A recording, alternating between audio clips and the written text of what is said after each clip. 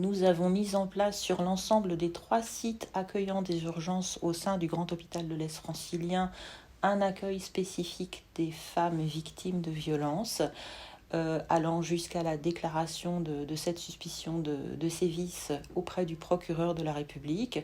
Et le site de Jossigny où nous accueillons aujourd'hui va vous permettre de découvrir le parcours de ces femmes.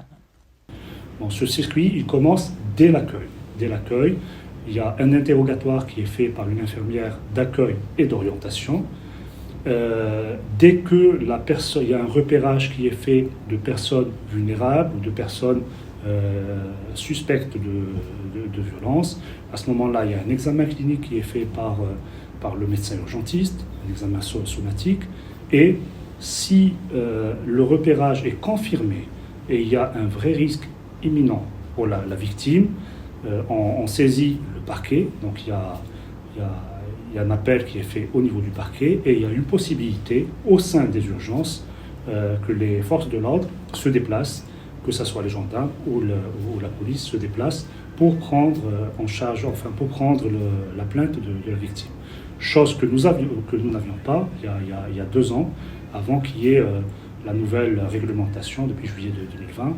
Cette nouvelle réglementation nous donne la possibilité, nous soignants, quel que soit le soignant, de saisir le parquet quand nous avons repéré une situation à risque. Le travail en collaboration et le repérage des femmes enceintes, victimes de violences, a été fait avec une étude qui s'appelait TRAC VFF, tracer, repérer à l'aide d'un questionnaire les femmes victimes de violences. C'était des questions qui posaient sur les violences psychologiques, économiques, les menaces, les violences physiques, les violences sexuelles que pouvait subir une femme au moment de sa grossesse, puisque le but c'était de la surveiller. Des questions qui n'étaient jamais posées et qu'on posait là systématiquement. Le professionnel de santé, qui peut être une sage-femme, une infirmière, un médecin, une auxiliaire de puériculture, va poser différentes questions à son niveau de compétence, mais le repérage des violences peut être fait par l'ensemble de ces professionnels-là. Ensuite, le professionnel médical, donc médecin ou sage-femme, va évaluer la gravité de la situation, donc par différentes questions, la gravité des actes de violence, l'état de vulnérabilité de la victime, le retentissement sur les enfants, si elle en a, de la victime. Parce que c'est un cheminement pour ces patientes qui n'est pas forcément aisé de se faire prendre en charge de ces violences, parce qu'il faut déjà l'intégrer qu'on est victime. C'est pas forcément facile.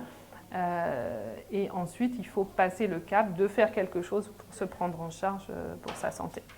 Il y a en France aujourd'hui, en début 2022, 40 unités médico-judiciaires. Certaines ne fonctionnent pas 24 heures sur 24. Celle de l'UMJ du GEF a cette chance de travailler 24 heures sur 24, c'est-à-dire d'apporter une réponse le jour, la nuit, le samedi, le dimanche.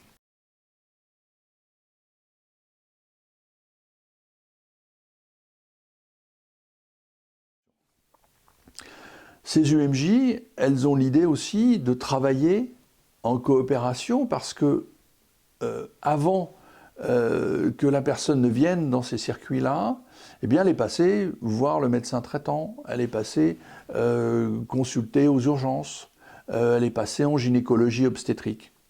C'est pour ça que le travail se fait, et en tout cas au sein du GEF et s'étende, pour que les victimes qui peuvent arriver, pour d'autres motifs, je suis tombé, j'ai des contractures alors que je suis enceinte, eh bien on pose la question. Il n'y a pas une raison? Il n'y a pas eu des violences dans votre couple? Ça se passe toujours bien?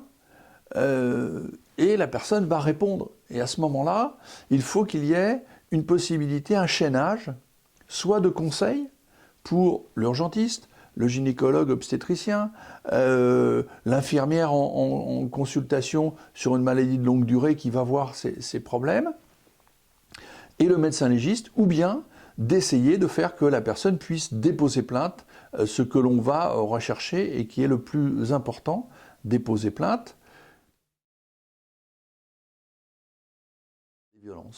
Donc l'idée, c'est un travail coopératif, d'une mise en place, d'un maillage, pour que le moins possible de personnes échappent à ce maillage et le moins possible de cas puissent aller à ce qu'on redoute tous, hein, qui est ce féminicide, parce que ça n'aura pas été vu, ça n'aura pas été pris en compte.